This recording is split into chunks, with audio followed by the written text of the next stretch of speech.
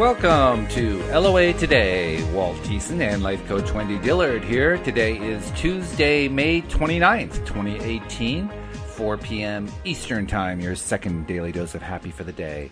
And we are celebrating the beginning of the end of the beginning, which is another way of saying we've been going through this big launch of both the ebook and today the paperback of the collaborative book that we've been working on the last few months, and which hopefully you took advantage of and got your free ebook over the weekend, over the long Memorial Day weekend. The book, of course, is called Your Daily Dose of Happy, Real Success Stories of the Law of Attraction. And the launch has been a phenomenal success. We were, over the weekend, we were number one in not one but two categories for the ebook while the free ebook was going on. And it's been a very successful launch all the way around. Over 500 units downloaded and counting, and now paperbacks are being sold. So good things are going on. And and we even hit number one international because we were number one in three countries. That's right. Yeah, that was pretty cool too. When you pointed that out, I said, "Whoa, hey, I didn't expect that one." That was really nice. Yeah, that was like a bonus, a cherry on top kind of a thing. But It's been exciting. It's been quite a weekend, to say the least. And already, it's been like so exciting. It's kind of like, you know how some people are following elections on the day when the president is being voted in.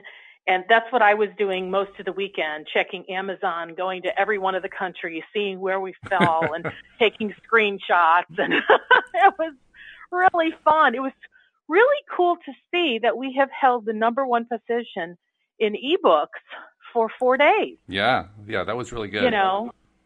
So that's really cool. And the difference between how many you had noted to, like us authors, I think from Saturday you told us we were like, I don't know, somewhere in the 200s. Right. And then as of this morning, you said we were like in the high 500s. Right. Which means people were really doing it, they were. Sunday and Monday. So. Yeah. I kind of wondered if there might be a fall off over the weekend, but to the contrary, it actually accelerated. Oh. Yeah. So that was good. Which that's the point I wanted to make, which I was really pleasantly surprised. So very cool. And thank you to everybody who downloaded our book. Absolutely. And more importantly, we hope that as you start to read the book, you really like it and you get inspired and you get new ideas, and then if you'd be so kind as to give us some awesome reviews. Yeah, we could use some reviews on Amazon because this is not a book we send out a bunch of advanced copies to get staged reviews, because I don't believe in doing that. I think that the reviews should be real. But we need them. We need some real reviews. So obviously you just had the book for a few days, so probably haven't finished it yet. So we'll give you some time to finish it. But when you're done, please do go to Amazon and leave some preferably 5-star reviews. We hope you really love it well enough to do that. But, it's up to you, obviously, what you put down. I've always had a belief that anytime you go to a course, read a book, listen to an audio, if you can get one idea that can move the needle in your life, it was worth it. So that's kind of my thought here. If when you read the book, if you get just one idea, and I have a feeling you'll get many, one idea as to how you can shift something in how you do things or how you think, that to me is worth a 5-star review. At least that's how I look at it. Yeah, I would say, sure. And based on the comments that we're seeing in social media, because we, of course, did this big social media push among all the authors, and you can see what some of their contacts and friends and followers and so forth had to say. And a number of them left some very kind comments after they downloaded the book, because they wanted to go read their friend's story first. And I don't think I saw a single review that said they didn't love the story. In fact, there was one, I think it was one of Keisha's friends, made a note about how well written her story was. So, really good responses from people along that line. So, if any of those people end up going to give us some Amazon reviews, I think we'll get 5 stars out of them. That's good. That's cool. Yeah. Well, I'll tell you, just the energy flowing from the whole weekend and then today's paperback launch, I feel like I'm just kind of living on a high. Ooh, nice. Very nice. It is nice. Yeah. Of course, it does take away a little bit from the conversation because I normally ask you, how'd your weekend go? But I know how your weekend went. You spent it looking at the book. We should have I had practically nothing else on my mind. We should have had like a special show. When we're done talking about the book, I will tell you something. Okay, well, we should have had like the Wendy Dillard election returns show so that she could be tracking. Okay, so here's what we're seeing in the current trends. Really? But, it was interesting to note that in different countries, there are different categories. That's true. Like I can't remember now which country it was. It might have been Japan, that we were number one in personal development and self-help. Like that was the name of one category. Yeah. Where in the States, there's lots of different categories. And the two that we were ranking, the number one, it was in self-help / spiritual and self-help / motivational. And David was asking me, well, why aren't we listed in the happiness category? And what I had to tell him was, I wasn't given that as an option. I know it sounds really strange, but when you go into the back end to upload the book and so forth, they give you access to a list of, what categories do you want to be in. And if you look at that list and you compare it to, just stuff that you see on the main Amazon website, it's amazing how little they relate to each other. I mean, you can find some that are the same. But for instance, there's a self-help happiness category that you can find you can go to Amazon and search for happy, something like that, and you'll see the happiness category listed. But you go into the back end to upload the paperback or the ebook, no sign of it. Doesn't exist. Well, very, very something strange. else I learned with the last book launch that I did is that there's also an algorithm that has something to do with the particular individuals that make the purchases. It has also something to do with what types of books do they also purchase. That could be. Because the last book that I did was a business book, and yet we didn't rank very high in business, but we did in spiritual and self-help. And so I knew that our audience, because of the people we were marketing it to, were going to be mostly in the self-help category. And how we ranked really had more to do with that than even the publisher saying that, businesses are the primary thing that this book is about. Mm-hmm. So. Yeah. Well, it goes to show just how sophisticated these computer algorithms are these days, because they take so many factors into account, and we never know what they are. I mean, all we ever see is what the results are, and there are some of us, a very small number, who actually, we try to track this. I mean, I don't try to anymore, but there are people who actually try to track and figure out, okay, so what's this algorithm doing, and what's it doing under these circumstances and under those circumstances and so forth, and try to make some educated guesses about, what's driving it. The one factor that you find to be consistent from one person to the next in terms of their explanations, and from one service to the next, like from Google to Amazon to Facebook to whatever else, is that you can't ever predict it. It's always going to be a little bit different from what you had in mind. That's the one common factor. And all we have to do is just I guess we kind of have to trust that they are really trying to do something good with the algorithm, and that it's a fair representation. But yeah, we're guessing. We don't really know what happens. All we know is that they show us that we're number one for our category, and our category was spiritual self-help. So we say, woohoo, that's great. Absolutely. And, the biggest thing is I'm just delighted that it's in the hands of so many people. Yes. Over 500 people. That's over the course of one weekend. That's a good feeling thing, especially considering nobody had hardly heard of the book before the weekend. I mean, we did a little bit of pre-launch last week to help kind of, whet the appetites of people, so to speak. But, a week and a half ago, nobody had even heard of the book other than the authors who helped to write it. So that's pretty good. I mean, and in a sense, we're also unknowns. Yeah. I mean, we're not like a Dan Brown, in the fiction category. That's we're right. not like some big mega something that already has a brand and already has a reputation. So that's what just really thrilled me, to see how many copies had been downloaded in just a 4-day period of time. And that's what we're doing. We're establishing a reputation. That's what this book does. And my plan is to have more books, so that with the second book, now we have an established audience that we're reaching out to. So, yeah, it's going to be something that you build over time. That's the way the really successful authors do it anyway. I mean, a few people get very lucky, and they have a instant bestseller with their first book.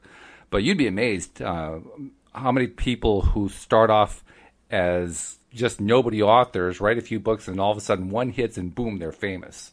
It's just incredible how often you see that among the top bestseller types. Dan Brown wrote, I think, a half dozen books before his first book really took off. Nobody even knew who he was. He had a very small audience. And I think the one that took off was the Da Vinci Code. There may have been one before that. I'm not 100% sure. Well, but, you got to start somewhere, and we have now started. So that's something that many people have never even gotten their foot in the door. Well, we've done that. So, bravo to all of us. And we hit bestseller status with the first book. You can't do better than that. That's really good. So, yeah, good stuff. Good stuff. And let's see, where are we? We're in the book. We're in the Law of Attraction. I did want to talk about my weekend. You mean you did something else besides tracking the books? I did. I'm astonished. Well, then I'll sit back and I'll put the book down and I'll listen. Okay, tell me. Both this last weekend and the weekend before, I had two different nieces that had graduated from high school.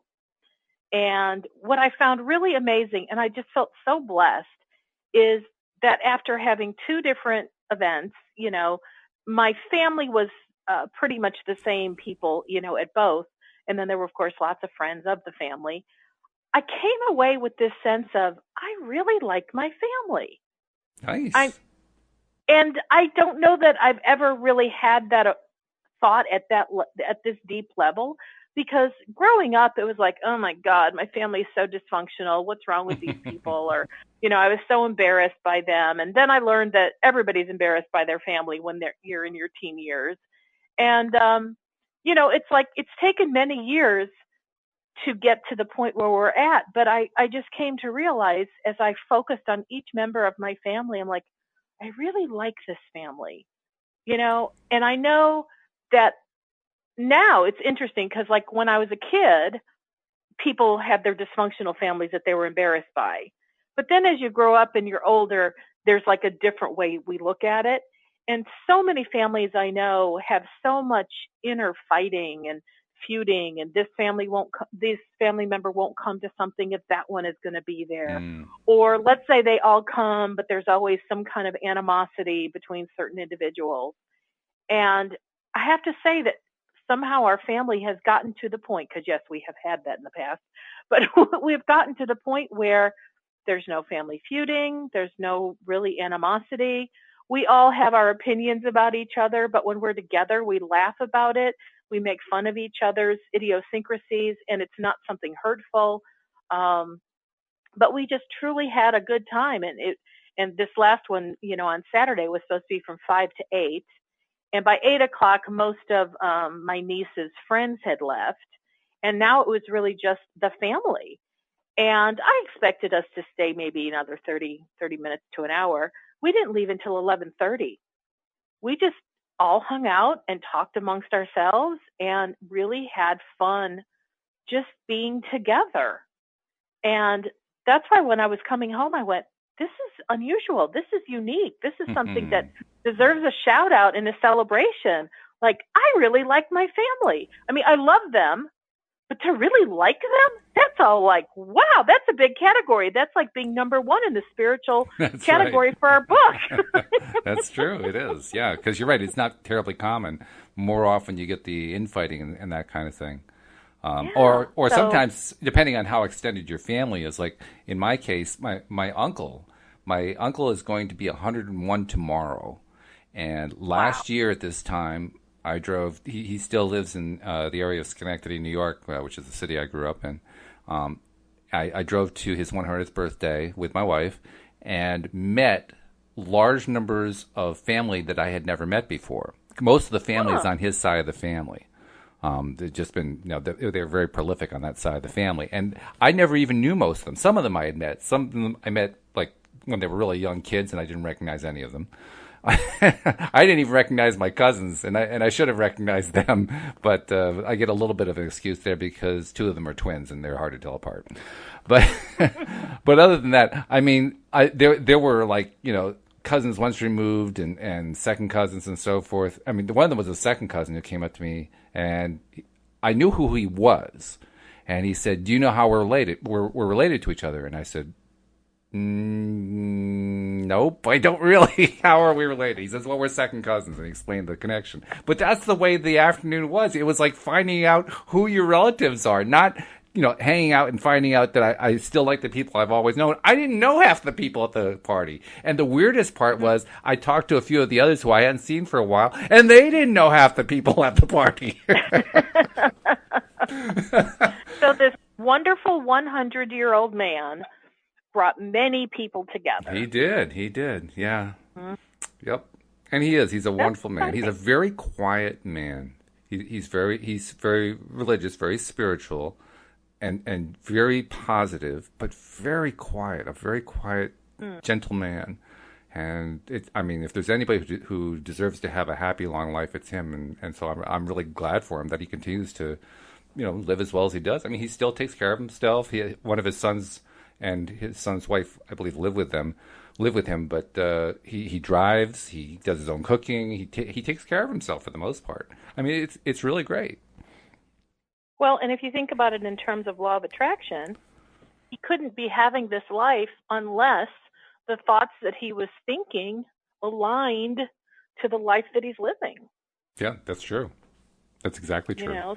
Yeah. So he must have a whole slew of really positive thoughts and or other thoughts that just really serve him well. Mm-hmm. Yeah. I wonder, have you ever had the opportunity to ask him what kinds of things he thinks about, or what does he think of life? What does he think about getting older? What does he think about death? I have tried to have those kinds of conversations, not recently, but in the past. And he's a very reticent person. He's not the kind who likes to talk about himself very much. So getting that kind of information out of him is not so easy. If you want to come at it from a more general spiritual viewpoint, what his spiritual views are, what his religious views are, he'll be happy to tell you that. But his private thoughts are pretty private.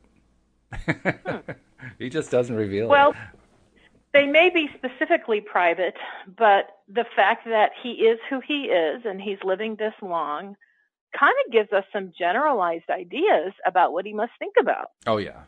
Yeah. I mean, one of the things that Cindy and I talked about this morning, we were reading from Money and the Law of Attraction, and we're in the part of the book that talks about health and well-being. And one of the key points that was made today is that ill health or sickness is a direct consequence of thinking negative thoughts, not just about your health, but about anything. So Absolutely. All the negative thoughts that we focus on over time will make us sick, which means there's a real strong premium on keeping your thoughts, happy and positive in the realm that you feel good on, because it actually leads to physical health. And after reading that, I know that must be where my uncle's thoughts have been for all these years. Well, it's an interesting concept that not a lot of people I hear talking about this or making this connection. But okay, so when somebody gets older and they start to get ill in some way, whether it's a autoimmune disease or whether it's arthritis or heart condition or high blood pressure or diabetes, those are kind of somewhat common, or poor eyesight. If you go to any kind of medical doctor, they're going to say, well, this comes along with age. Well, I have for years I don't buy that idea, and I want to understand it better. And when I came into understanding law of attraction, I did get a lot of understanding as to why people, their bodies start to fall apart when they get older. And it's not because the aging process is causing decline. It really has much more to do with the fact that an individual is thinking specific thoughts that when they think them, there's some kind of uncomfortable feeling, but they've never known what to do with that, or they feel it so often they just shove it down and they're not even aware it exists anymore. But that negative feeling was always an indicator that there was something about how they were thinking was not in alignment with their source being, with their inner being. And their inner being has been trying to get their attention to let them know how to shift their thoughts to make them feel happy.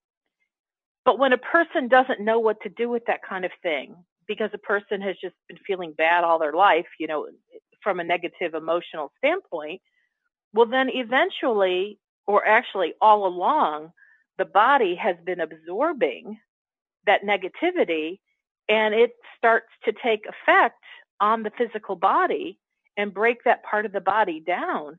And oftentimes it takes many years before somebody's body starts to show the indicator of whatever emotion it is that they haven't ever addressed. Mm-hmm. And so it doesn't surprise me that people in their 30s, 40s, 50s start taking on, disease and illness, but it's always because of some thought that they have not ever addressed. Now, of course, the medical community doesn't acknowledge that, and so they treat it the only way they know how. And hey, I'm all for that, because if an individual has no clue how to treat it by changing their thoughts, at least, thank goodness, we have medical remedies in many cases. Mm-hmm. However, if a person has been taking care of negative emotions as they pop up, they won't get sick, because the sickness only comes because of poor thinking. But if you don't have poor thinking growing up, or you take care of whatever comes up along the way, you will remain healthy. And to me, that's what your uncle is definitely an example of. Mm-hmm. Whether he has been aware of it or not, and it's probably not, it's probably not a deliberate creation kind of thing.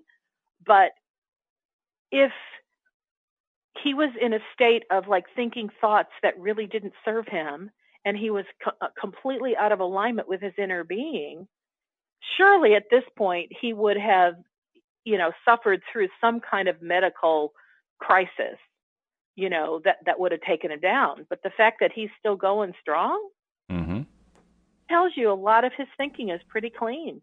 It does. That Yeah. he's thoughts that really serve him well, that are aligned to his personal desires. And I just think that says so very much. And some people will go, oh, it's just his genes, it's genetic, or he must be living right.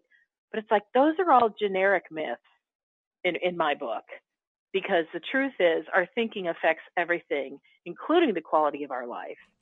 And if the quality of our life is really in a good place, we can definitely go back to it's how we're thinking. Yeah. In fact, I would say that there's no conflict between how we're thinking and one of the little generic ones you mentioned, which was, it's I forget how you said it. It's just, how well he's living his life. Well, isn't that part of thinking clearly? I mean, when you're living a good life, it's because you are focusing on good stuff, on stuff that makes you feel good. I can tell you this. I remember from when I was young, my uncle's typical demeanor. And when I compare that to what I see now, he's happier now. Wow. His happiness level has increased over time. And that includes the fact that he lost his wife. Oh, let's see, when did Aunt Betty die? Sometime in the last 5 years. I can't remember exactly when it was. And it was kind of a really miserable thing, because she had, I think it was Alzheimer's or some variation on dementia like that. So it was really a very unpleasant way to say goodbye, because, I mean, she didn't even know that he was there.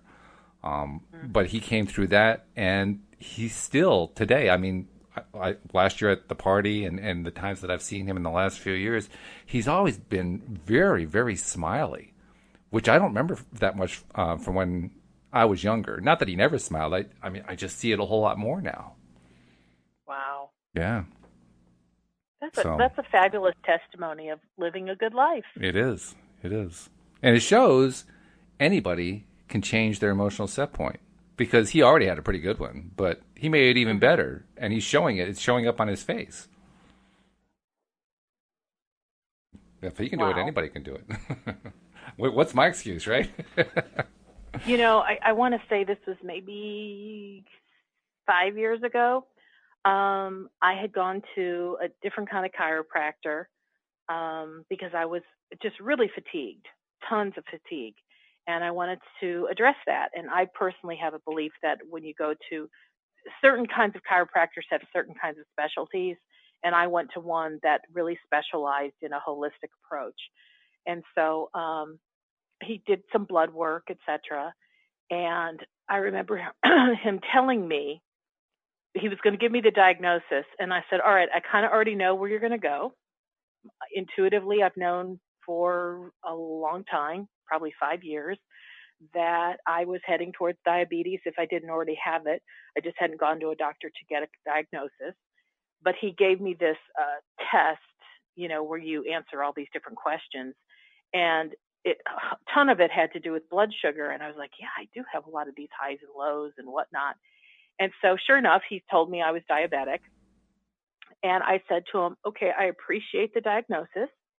And I said, and going forward, please don't ever use that word again. And I said, because I don't want that attached to me, because that is not a permanent state of being.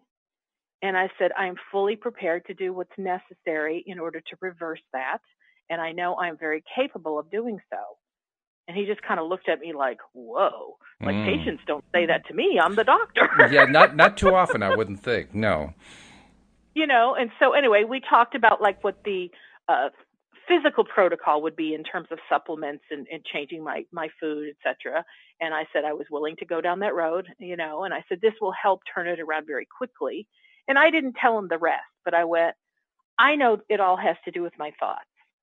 And so I thought, all right, I am now going to change my thoughts, and I'm going to look at what this is all about. And, diabetes is all about sweetness and sugar, because your sugars are out of balance and that kind of thing. And so I looked at that as a metaphor, and, I was able to ascertain what thoughts I'd been thinking that didn't serve me, and I shifted them around. And what was interesting is, like someone from I have to do testing thought process may not like take what I have to say as in like it is what it is. But I knew within 3 months I was no longer diabetic. I knew it because all of the symptomology from the original, interview questions that I did no longer existed. I no longer had blood sugar spikes. I now had very even keel. I no longer was fatigued. I now had my normal stamina back, and all the reasons that I went to him to begin with, the symptomology had all changed. But I also knew that I had changed the thoughts. Mm-hmm. And I knew that because I changed the thoughts, that I would not bring diabetes on again, because that was an indicator. And I totally took it for what it was. I'm like, this is an indicator that my thoughts are out of whack. And my body is showing me the out of whackness. And so I'm going to change it. Now, I never went and had another blood test to, why was I going to pay hundreds of dollars to have more testing done just to know what I already knew? Because I knew what I knew. And it's been 5 years since then. And I have very stable blood sugars, and I don't have highs and lows, and I have really good energy. And it's like, I know that I shifted what was necessary to be shifted. And to me, that's what indicators are for. They're just kind of like loud beacons letting us know something's up. It's out of whack. We need to address it. And once we do, the indicator light goes off. It makes sense. And it especially makes sense in light of what Cindy and I were talking about this morning. I don't remember what the exact phrase was, but it was pretty direct. It says something to the effect that every negative thought that you have will contribute in the long run to making you sick if you keep having those same kinds of thoughts. Mm-hmm. And that's about as direct as Abraham ever gets, really. that was pretty direct.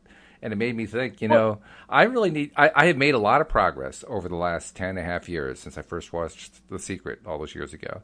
I've made a lot of progress with my own thought processes. I'm a lot more positive than I was. People who know me will agree that it is absolutely true. And yet I am now even more determined than ever to clean it up. I'm actually thinking about, for June, putting myself onto a 30-day program to see if I can get through the entire month without uttering a single negative. Well, I don't know if I can do it. I mean, that's pretty tough to do. But I'm thinking about, well, let's go for it. Let's see if we can do it. Because I know if I can somehow pull that off, I will put myself onto a path that will, clean up whatever remaining health issues there are. And there are a few, but they are already cleaning up anyway. But what a great thing that'll be, to just be completely healthy, completely healthy. Well, just like you've done these mirror exercises that have just so shifted your internal thinking and have all but, practically wiped out the negative self-talk that I know you said you had been experiencing on a regular basis. Oh, yeah. But if you challenge yourself to do a 30-day program of keeping yourself from, you can't stop yourself from thinking a negative thought, but you can make a choice not to utter it out loud or to continue to focus upon it. Yeah, you actually. Can capture it and go, is that true? And then literally challenge the thought and find how that thought is not even true, then it's gone. Actually, I think what I'm going to do is even a little bit more direct than that. What I intend to do, if I go through with this, and I'm thinking I'm going to do it, I intend every time that a negative thought comes up, because they do come up, I'm going to recognize what it is as a negative thought. And it's usually not too hard because they don't feel so good. They're pretty obvious which ones they are now. It used to be not so much I couldn't tell. Now I can tell. Okay, so I know it's a negative thought. My first thought is going to be to say, I don't want that thought. What can I think instead? And I'm going to find something else on the same subject that is a positive expression of some kind. And if I can get myself to do that kind of transition each time, I think I'll get through the month. Are you interested in some thoughts on it? Yeah, sure. So if let's say I had a client who wanted to put themselves through a challenge like this, I would make one tweak, which is instead of acknowledging the thought and saying, I don't want this thought, what would I prefer to think? That in itself is a good thing, but I would add to it, which is I would look at the thought and I'd say, is this thought even true? And can I absolutely know that it's true?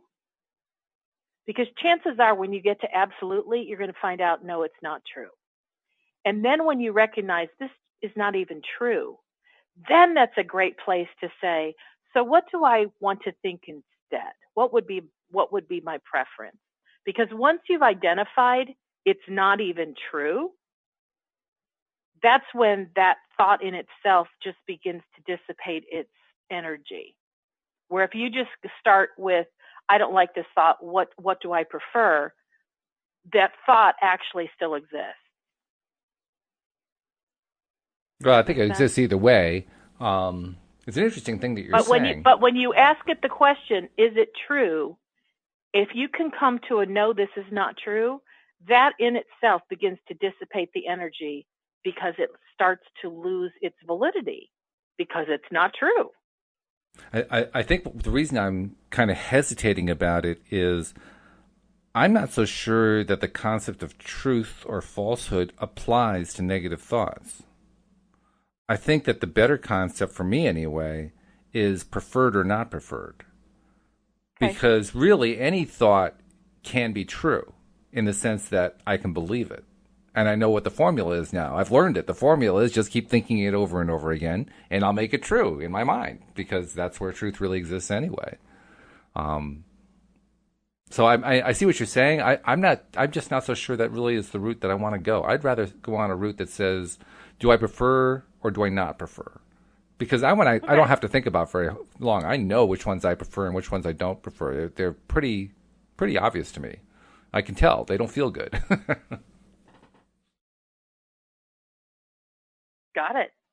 I mean, if that's your preference, and you love the word preference. I do like it. It is a great word. I have a new affinity for it. I prefer preference. When I look at a garden, I like to remove the weeds before I put in new flowers. Mm-hmm. And that really is what I was just referring to. Yeah, I get that, yeah. I like to dissipate the thing that we don't like before we plant the new stuff. But who knows? Maybe you do that simultaneously. Well, your approach kind of reminds me of a line from the movie Green Fingers. I don't know if you've seen that one. It's a story. Never heard that one. It's a story of three, actually more than three, but primarily three British prisoners in Her Majesty's prison system who become gardeners and go on to lead their crew to a medal in the what's the big gardening thing every year that they have in England? I can't think what it's called. But there's a really, really big show. It's Her Majesty's show, and it's held at the same place every time. And this flower show always has an award ceremony, and there are prizes given for different kinds, and they end up ultimately winning one of those prizes. Well, this movie, they don't show them winning the prize, but they show kind of how the whole thing came about. And in the course of it, toward the beginning of when they start to become gardeners, they're in what's known as a progressive prison. It's a prison without walls. So they could actually abscond if they wanted to. They could just kind of walk out. But if they did, it would be really stupid because they'd just be sent to a high security prison. So they don't. And at one point, a gardening expert comes to visit them and gets them excited. They decide, okay, we're going to really get into doing this. And the warden sets them to task, and they say, okay, well, here's all the tools we want. They have in order so we can do our gardening, and they have a long list of tools. And one of them, who has a really great name, his name is Raw. Raw says, yeah, and we want a weed wand. A weed wand is really great. You point the wand at the weed, and it just blasts it, it burns it, it incinerates it. And that's what I was thinking of. The weed wand was destroying the weed. I want a weed wand. Unfortunately, as it turns out, the warden's budget for all these tools was $0, so they had to work with whatever was in the tool shed. But still, it was a great concept. Yeah, that reminds me of just zap it, zap the negative thought. Yep, exactly. So that's what I thought of when you were talking about your weeding your garden. I just saw you out there with a weed wand. Well, honestly, Walt, whatever can, take a thought or a belief that is not serving you, and if it can be converted into a belief or thought that does serve you, then it's good. This is true. Yeah. So. And ultimately, it's all about the discipline of redirecting our thoughts anyway. So this is just one way of doing that. So I think I'm going to do it. I think I'm going to give it a shot. Cool. Well, then we'll have something us that you can, share That's with right. us on a daily basis in June, how things are going. I can give you the reports. Yes. How well am I doing? Have I tripped myself? Have I caught myself? How have I been doing? I mean, the biggest thing is to get awareness. True. Some people don't even know that they're thinking a negative thought because they haven't started the practice of paying attention to what their thoughts are. They just kind of let them go on, like nilly-willy. Oh, yeah. Well, that was certainly me 10 and a half years ago. My wife had to point out to me that I was so negative. I didn't know. I didn't have a clue. Wow. Yeah. So you're absolutely right. That is the thing. The first step is noticing, paying attention, being aware, noticing the clues as they come along. And you know what? 10 years ago, you wouldn't have been ready for something like this if you weren't even able to recognize negative thoughts when they were there. I wouldn't even considered it. I would have laughed sure, right, I'll be doing that. Yeah. But now you're in a very different place. The fact that you can acknowledge, you have awareness of them, you can acknowledge them, now you have something to work with. So that's really cool. It is, yeah. I'm very proud of the progress I've made, and I hope to continue to make progress and just continue day by day making that progress. But this is going to be a good test. It's going to be a good challenge to see, can I do it? Because, the big benefit I hope to get out of it is much better focus, much better control over my own emotional reactions to things.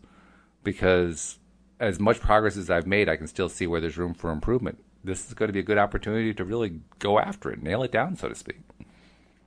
Well, I was, because I was doing my social media thing today, I was on LinkedIn, and LinkedIn has tons of articles, and I just happened to catch something on the right rail, and so I clicked into it because I was curious about it, and that took me to many other things that I clicked on, and I saw something that to me was, I guess, disheartening.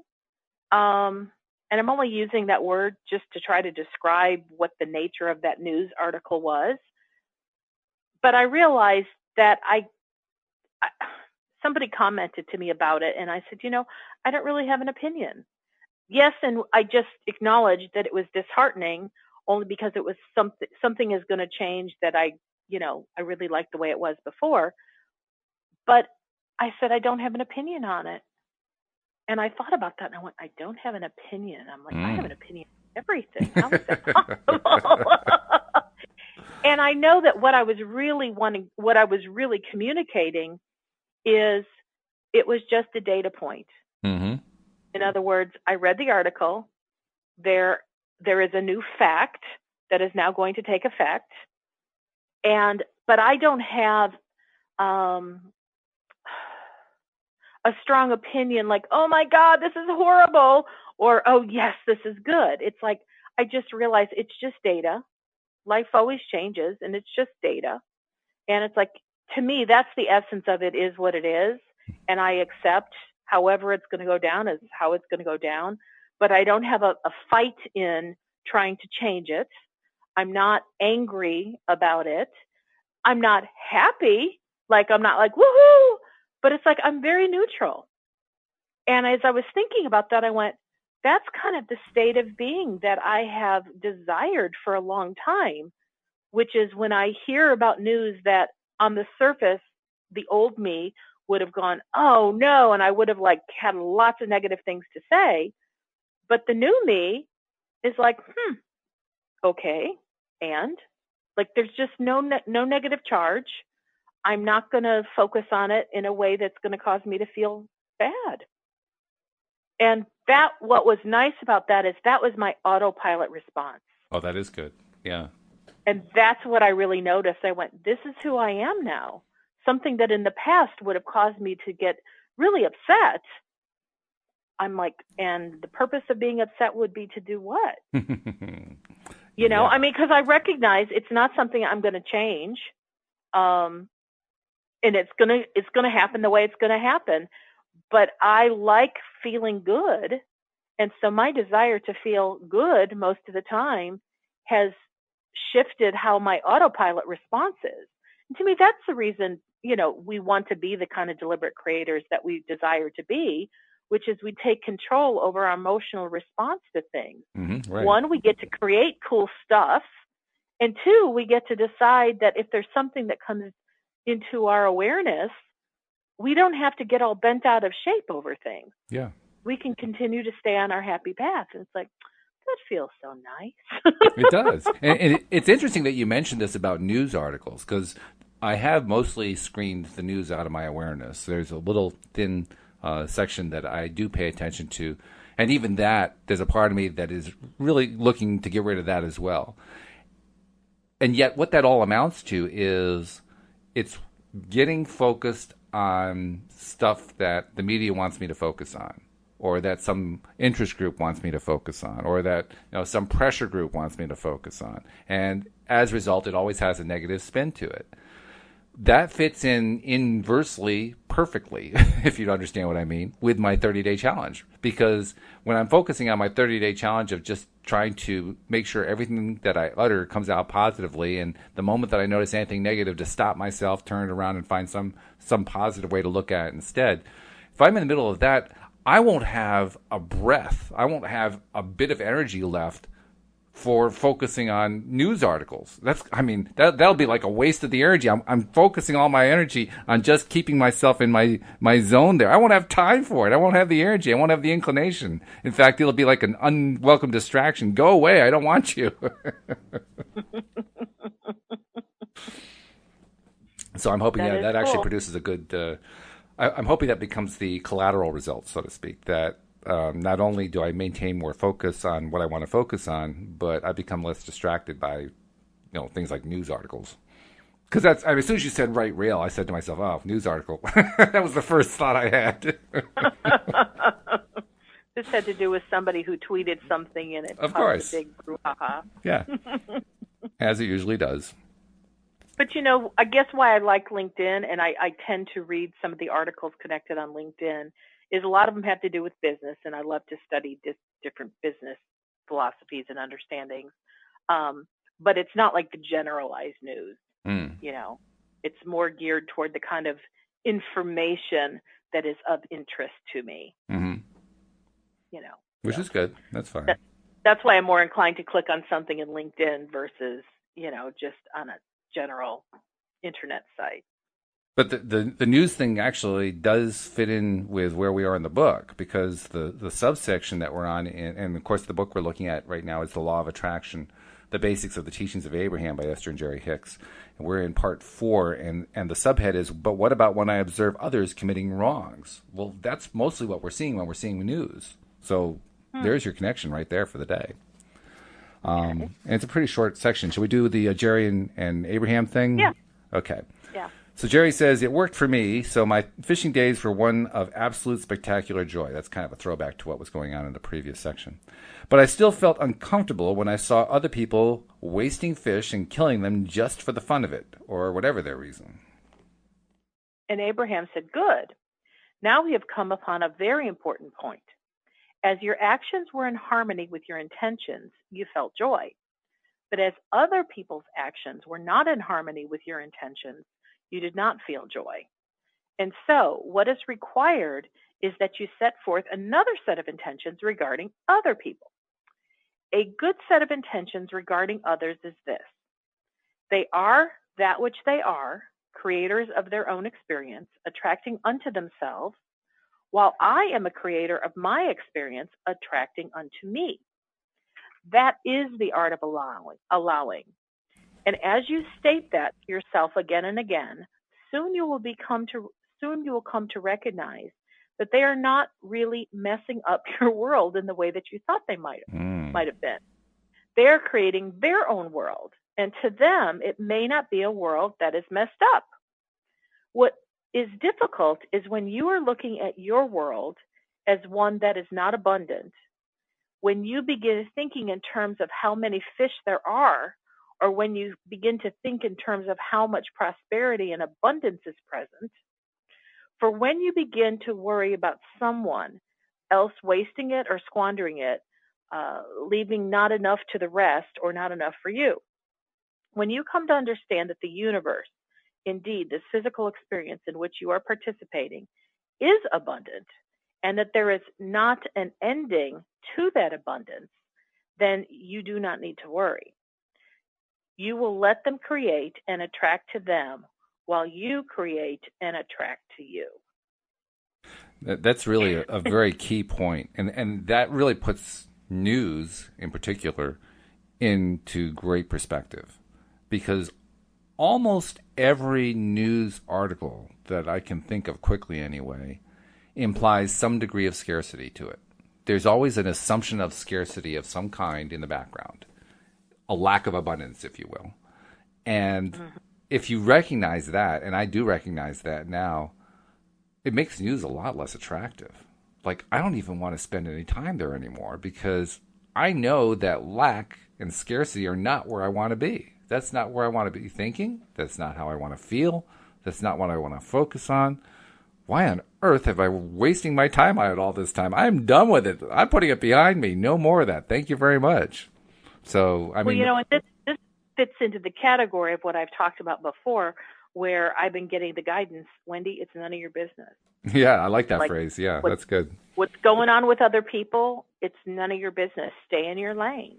Stay in your lane. In this scenario, Jerry was comparing how he likes to do fishing, where he likes to throw them back, and only kill and keep the ones he intends to eat, versus other people that he feels are wasting them. Well, first of all, that's an opinion. That's how he's looking at it, but it doesn't even mean it's true. He can't guarantee he knows what other people are really doing with their fish. But what Abraham's pointing out is really what other people are doing, it's none of your business. Keep the creation in your own world, because it's the only place you can create anyway. Very true. And just stay in your lane. Yeah. By the way, the thing that he was doing, he was catching fish and then throwing them back. From my perspective, if I were still in my lack mindset, my perspective would have been, how could you possibly injure those fish in the first place? Now, do you know what would you feel like if you had a hook put in your mouth? I don't care whether it was barbed or not. That would have been my reaction many years ago. There was something. Let's see if I can find it. There was something where he decided not to do that anymore. He was still catching fish, but he was doing it with something that would not harm the fish at all. Yeah, he was using a hook that didn't have a barb on it. Yeah. Right. That's what it was. Yeah, and So. I'm saying my reaction would have been, yeah, but it's still a hook. Why are you Oh, using okay. hook at all? Why are you trying to catch fish? I mean, why are you getting your jollies off of that? That would have been my old reaction. Today, my reaction is, like you say, stay in my own lane. It's none of my business. And Mm-hmm. the way that I look at it is clearly not the way he looks at it. We look at it differently.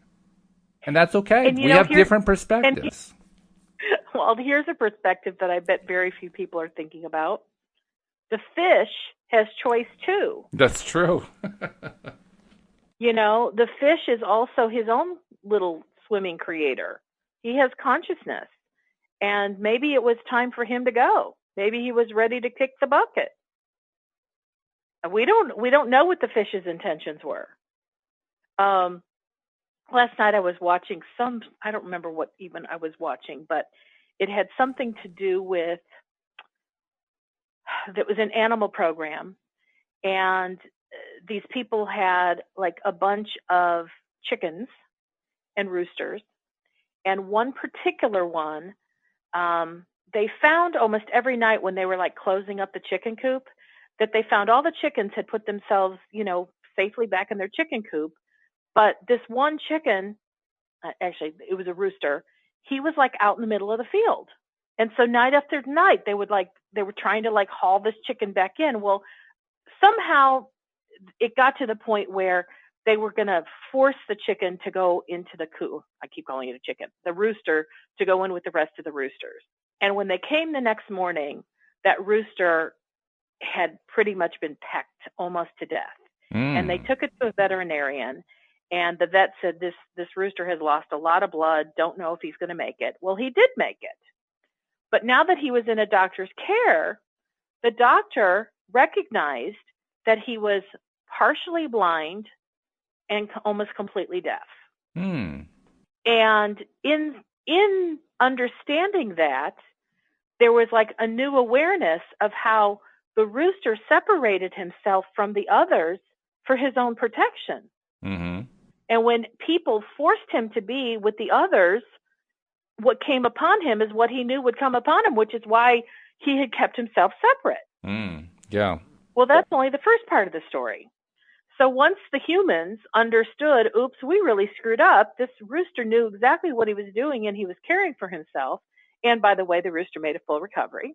They started to notice how whenever there was any animal on the farm that had any kind of ailment, this rooster would go trolloping up next to it and like lead it to water and like take care of it, and stayed really close to it while the other animal was going through whatever healing process was necessary. Particularly interesting, considering that the rooster was half blind and deaf. Yeah, but it really was a cool message to me about how this rooster had created his own purpose that I'm assuming made him feel good, and he knew how to protect himself when humans thought, oh, he's lonely, why is he staying away from the rest of them? Well, we don't know if he's lonely. The only thing we knew from a factual basis was that the rooster did keep himself separate from the rest. Right. But we don't know if he was lonely. We can't measure a rooster's emotional state of being. But, once he went through this ordeal, they started paying closer attention to this rooster's behavior, and were really just flabbergasted at how this rooster pretty much befriended every sickly animal until they were well. And like, if they needed to be, like helped, the rooster in his own little way helped them. And I thought, that is just such a fascinating thing about animals, that we don't often really think about what their desires are. Sometimes we try to personify what we think they're doing, but how much we're right, I don't know. I know I could probably ask my friend Keisha, because she can tap into any animal and know what's going on. And, honestly, I can too if I really want to. I just thought it was a really interesting story. It is. So to go back to Jerry and the fish, who knows what's going on with the fish? That's right. Yeah. Well, I'll really even throw another wrinkle into this, and I have to say this is the wrinkle that I'm still wrestling with. I'm not quite sure what to do with it yet. But Abraham has pointed out that source energy is in everything, including rocks, physical objects and so forth. So, what about the hook's perspective? I don't know how to even address that one. If you're a hook, what's your perspective? I don't even know. I can't even personify that one. I don't know what to do with it. All I know is I just don't know enough to even handle the whole scenario in terms of trying to decide, well, what should we do with the fish? What should the fish want? Because I can't even decide what the hook wants. I have no idea. I guess that the hook wants to hook because that's what it is. I don't know. Well, that's like, do you ask a table, are you happy to be a table, or would you rather be a chair? I think we're all, I think things are just what they are. Like, we're humans. Of course, there are some humans that wish they weren't human, but, for the most part, we are what we are, and then we make with our life that which we will. Well, it's true that if you ask a table whether it wants to be a chair, it rarely turns into a chair. It usually remains a table. So, unless there's a handyman who knows how to break the table apart and rebuild it as a chair. This is where it gets so convoluted that my head starts to hurt and I don't know what to do with it anymore. So sometimes you just have to say, you know what, I'm just going to leave it right there because I don't know what to do. There's consciousness in all things. There it is, yeah. And if there's consciousness in all things, that means most of the assumptions that I grew up with and made throughout my adult years, I pretty much have to throw aside because all bets are off, as far as I can tell. So what kinds of thoughts did you have growing up that now have to be made void? Well, among others, I thought that it was wrong to hook a fish with a hook, even if the hook didn't have a barb in it. That was the position I took, and I thought I was right about that. I thought that was a true statement. And it was true because I kept telling myself over and over again that it was true. Now, my perspective is, I don't know. I don't know exactly what the fish wants. I don't know what the hook wants. I don't even know what the fisherman wants. I'm not sure exactly what's going on because I'm not any of those entities. So I think I'll follow Wendy's advice and just stay in my own lane because that's the safest place to be. Well, Abraham tells this really cute story about how, how sometimes you're driving down the highway and you see somebody else and they have a dog in their car and the window's open and the dog is just, you could just tell the joy on the dog's face as the wind is just whipping against them, and so, I think of that as just like pure joy. And then, but even if it's raining, it's like a dog still might do that. And we might think, oh no, they're going to get wet, but a dog still does that. Oh yeah. Now I probably would put my head in if, as a human, I don't want to get all soaked, but it's like, we don't know what's on the minds of other animals. And so that's one little something that, they talk about. But then there's also the incidences, that feel more not fun for us to hear about is, like an animal jumps, let's say a dog's in the back of a pickup and jumps out and gets hit by a car, boom, they're dead. And Abraham's perspective is people will mourn and be unhappy that their dog got killed. And also, like in Texas, we have laws that you're not supposed to put a dog in the back of a pickup. You're not supposed to put people in the back of a pickup. We have laws about that.